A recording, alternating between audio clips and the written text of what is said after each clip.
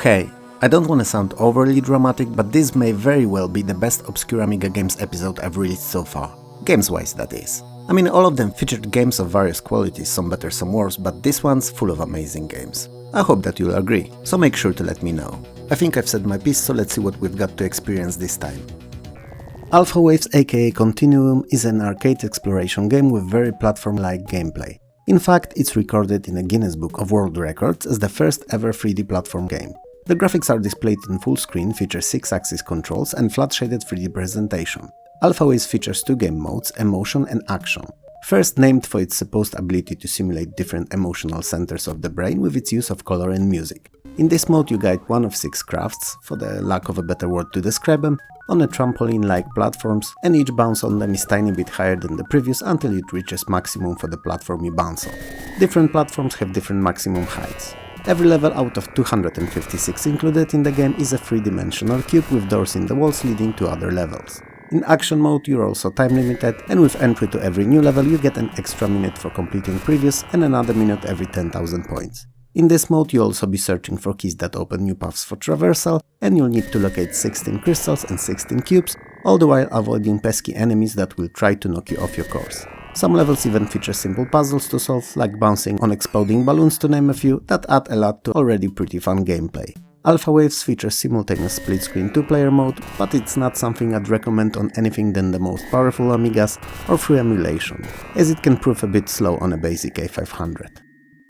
Some of you may recognize Vermeer from my 10 years of Amiga gaming series or its separate review on my channel. And yeah, that's the same game. But the fact that I spoke about it before and I love it to bits doesn't mean that it's not an obscure title, cause hardly anyone outside of Germany knows about it. So, Vermeer is the only game I'll talk about today that's not in English. It's in German only in fact, and I don't speak German. I do however know where and how to do everything in this game. It's the only game I've worked everything out in while still being a kid on my C64, without ever learning the language itself. If that doesn't speak to Vermeer's quality, I don't know what does. Anyway, Vermeer is a unique historical trading simulation that takes place in 1920s, and while it's not overly complicated, if you get into it, it's surprisingly addictive. The main goal of the game is to use 50,000 marks left by your dying uncle to recover his stolen collection of works of art. To do that, however, you have to amass much more money than the measly 50,000, so you'll partake in stock and currency trading, buying and cultivating of plantations, and art trade. And believe me when I say that the game is much more fun played as is, rather than trying to get to that ending. Up to 4 players can compete in turns, which quite honestly is the best way of experiencing Vermeer. Like I've mentioned before, I've made a whole separate review video of Vermeer on this channel showing both Amiga and C64 versions side by side. So if you're interested, there's quite a lot more detail there. Enemy Tempest of Violence is a 34-level strong side-view action-adventure game for 1 or 2 players. Each level is composed of series of single screens with no scrolling and presents you with a set of unique objectives to fulfill before the time runs out. And they can be rescuing survivors, destroying alien eggs, finding weapons or killing certain aliens to name a few. They are randomized though, so each playthrough of the game can mix and place them differently between the levels. While you do that, enemies in the form of various alien species will try to stop you, so you have to dispose of them. Once and for all. Mechanically speaking, and given very limited one-button controls, there's a lot that you can do in the game. You can obviously run and shoot, slide, jump up far and down, switch weapons, crouch, arm and throw grenades, pick up ammo, weapons and other items, operate various devices, enter passages and even give instructions to other characters. You could say that Tempest of Violence is your Flashback 2.0. The most prominent feature of the game, however, are easily its lush and beautifully animated graphics. There are shadows to basically all characters in the first plane, bullet casings fly around when shooting, dead aliens lie rotting away, and there are numerous easily recognizable weapons and items for pickups. Enemy Tempest of Violence wins in both categories, looks and playability. And only the fact that it released in 1997, long after the Amiga was officially long dead, prevented it from being widely successful. As if it dropped in 1993, I could see it move serious numbers and be quite profitable for the devs and publishers. Mine Runner is an exclusive for the Amiga and one game that deserved more popularity and recognition than it ever received. Sure, the graphics are very simple, to the point of being borderline ugly and disappointing as compared to other releases of 1993, and sound design is nothing to write home about either. But the game itself more than makes up for it. If you ever played Load Runner, you know exactly what this game is about, as it doesn't reinvent the wheel and just features a very competent Load Runner clone formula, of grabbing all treasures while avoiding enemies and sprinting for the exit, leaving hole traps behind. Rinse and repeat. But if that was it, then as you might have already guessed, the game would not be here, cause Load Runner clone, that's virtually unchanged from the original, is nothing new under the sun. What Mine Runner does that no other games copying the famous classics don't, is simultaneous multiplayer for up to 4 players at once. Now, sadly I can't show it to you in this video, as not only I haven't got anyone to play the game with, but also there's no footage of it in multiplayer on YouTube either. So all you have to do is trust me. Grab a friend if you have one willing to play retro games and fire this little gem up, as it's a blast to play with someone. Monsters of Terror was unfortunately an AGA exclusive. I say unfortunately as it was a game that would have benefited a lot from being available on wider range of Amiga models, especially that its graphics didn't have that wow effect and might have as well been in 32 color mode. Well, whatever, devs made their bet and that's why we talk about Monsters of Terror in the Obscure Amiga Games video. Anyway, it's basically a clone, a reimagination, a newer / better version of one of my most favorite C64 games, Wizard of War. 8-bit System's original was a blast. This, with an added option of 4-player simultaneous multiplayer, could have been something of epic proportions, if it was only released for all Amigas and preferably a couple of years earlier. Monsters of Terror is a single-screen maze shooter where you and friends dispose of various enemies cooperating or playing the way that was always most fun in Wizard of War, so against each other. It's as fun in either of the approaches that you take, so don't feel obliged to throw nasties your friend's way when playing it though. Same as in original, every now and then a stronger and faster monster will appear, and if it's killed, the next maze will feature double points. Monster of Terror is a bit slower and easier than Wizard of War was, but fortunately none of the playability was sacrificed, and it was even slightly enhanced with additional pickups popping up here and there in the maze to help in your race for points. If you have anyone to play Amiga games with, give this amazing game a chance. Deluxe Pacman is Mr. Edgar Vidgal's version of the classic arcade game. And since he's of Deluxe Galaga fame, you can bet your ass that this is a masterpiece. And it is, but it's not your everyday Pac-Man. There are quite a lot of changes to the formula that, and I say it with a full responsibility of this statement, make Pac-Man a better game. The mazes are much smaller, which forces the ghost to be constantly on your tail, making each playthrough less strategic than original, but in the same time more action-packed, and it keeps you on the edge of the seat constantly. There are also numerous bonuses that were not present in original, like speed-ups, shields, score multipliers, ghost explosions, shots and random or extra level teleports. It's, as a name correctly states, a deluxe version of the game, and one that all fans of the arcade title or Deluxe Galaga should try out, as they will feel right at home playing Deluxe Pacman.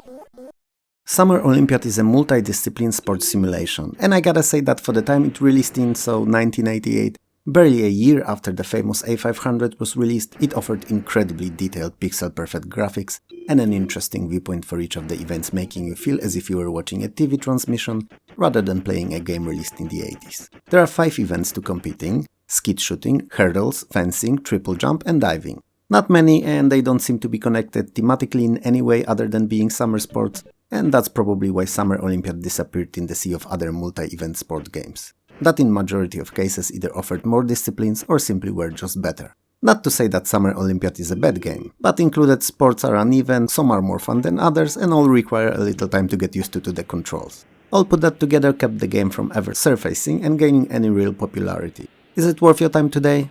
Well, it depends. If you have access to any other Olympic games released in similar time, stick to them, as chances are you'll have more or less frustrating fun. If you don't have any others, however, this can be pretty fun too against friends, where you're all placed on the same equally as odd to control difficulty curve. There are 2 games going by the name of Elf that released on the Amiga. Both were not very popular for whatever the reason, but they're miles apart in terms of quality. While the 1988's Elf is a piece of trash that should have never been released, this one, 1991 Ocean's release, is quite good. Not groundbreaking in any way, but pretty decent for the time. It's basically a flick-screen adventure platformer where you play as Cornelius the Elf, and you have to save your kidnapped love, Eliza. Opting for a flick-screen design as opposed to omnipresent in other titles' smooth scrolling was a bold choice for 1991, and probably one of the factors that led to Elf's obscurity. The closest title that I could compare Elf to would be Dizzy Games, but with much less puzzling and considerably more action and shooting. You'll collect various herbs and animals on your adventure, and they can be traded in shops for extra speed, stronger attacks, magic spells or various devices like a flying machine for instance. There are also some simple fetch quests in the game, where certain characters will task you with obtaining and bringing them specific items. On top of that, Elf keeps track of your actions, assigning you a score/rating based on them. and it will influence your game ending scene, so it's worth considering when deciding between killing or sparing lives of non-hostile characters. Health is unusual and a game that grows on you, meaning that at first approach it may seem much worse than it actually is, and it demands a little time investment to find its way to your heart, but if you give it time though, it may end up being something you'll actually enjoy completing. Vektor Storm is something that happens when I have a bit too much curry. I'll spare you the details. That said, I don't remember ever seeing this Vektor Storm advertisement anywhere. I never heard anyone talk about it, nor I've seen it anywhere for sale really. As far as I know, other than the complete lack of promotion, it seemingly was very expensive upon release, and these two may be the reasons of its hidden gem status. And it's a game that deserved more recognition. Vektor Storm is a vector-based shooter very similar to earlier title Tempest, but with many enhancements. You're traveling inside what could be called tunnels or towers of various shapes, fighting off dozens upon dozens of enemies, and even encountering an occasional boss. Both graphics and sound can't be described as anything else other than basic, but that's where Vektor Storm's charm lies too. It's easy to understand what's happening on the screen at all times, nothing sticks out as odd or out of place, and the gameplay itself is also very simple and addictive. It's an amazing title unlike most released at the time, focusing on fluidity of gameplay rather than the complex sprite animations. And most of all, it's just fun. Sure, it may slow down every once in a while on those slower systems, but on more modern Amigas or through emulation it runs like a charm, and is a blast to compete with someone for points. Sword of Aragon is a game that I've called Sword of Aragon through most of my life. I suppose the choice of the name was not a mistake, and it was supposed to lure players to take interest in it using familiar to most character. Even if it was not really Aragon, I was a victim to this naming too. Anyway, Sword of Aragon is a turn-based fantasy strategy with some light role-playing elements. You play as Duke of Alada, one of the lands of Aragon, which it seems is a kingdom and not a person. And you get to choose one of 5 available classes for your hero at the beginning of the game, and it will influence bonuses applied to your army's units. The classes are Warrior, Knight, Ranger, Priest and Mage. Through most of the game you'll be exploring uncharted areas of the kingdom, uncovering its mysteries and conquering cities on the way. You will also develop your initial town and those captured too, making sure that the economy is stable, the money is flowing in, and the citizens are safe. So you'll be taxing revenues of the city, and they come from either farming, lumber, mining, commerce or manufacturing. You'll hire troops for city garrison to protect it, you'll build fortification and recruit both heroes and armies for your conquest. The armies can be composed out of different units as well, infantry, bowmen, cavalry and mounted bowmen, all in few kinds, and the units gain experience getting better with each combat encounter they survive. Battles are turn-based and shown by isometric perspective, and all groups of units are controlled in them separately. Sword of Aragon is an unusual game that will see you turning a small city into a thriving kingdom, while mixing strategy and role-playing elements into a blend that's only complemented by the overarching story that's full of twists, turns and intrigues. It's a really fun game if you're into those slower but more rewarding strategic experiences. I initially stated that it's probably the best Obscure Amiga Games episode so far, and I stand by it.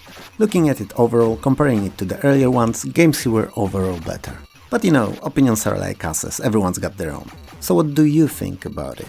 Was it as great as I think, or did any of the earlier ones feature better games? I'm keen to learn what you think.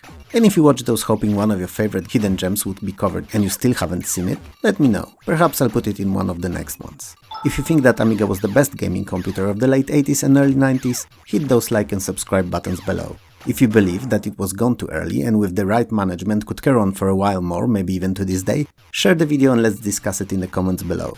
Patreon subscriptions and YouTube memberships are always appreciated as they help me release better content, but they're not necessary if you can't or don't want to get into these. Likes and subscribes are great too. Most of all, however, I would like to take a second here and thank all the YouTube Let's Play and Playthrough creators, from whose videos short bits were taken for this one as video background to my commentary. They are all amazing, and thanks to their efforts, retro community can prevail for years longer and in better form than it could have otherwise. So thank you. For me though, this is all, so have a good one and I'll see you next time. Peace.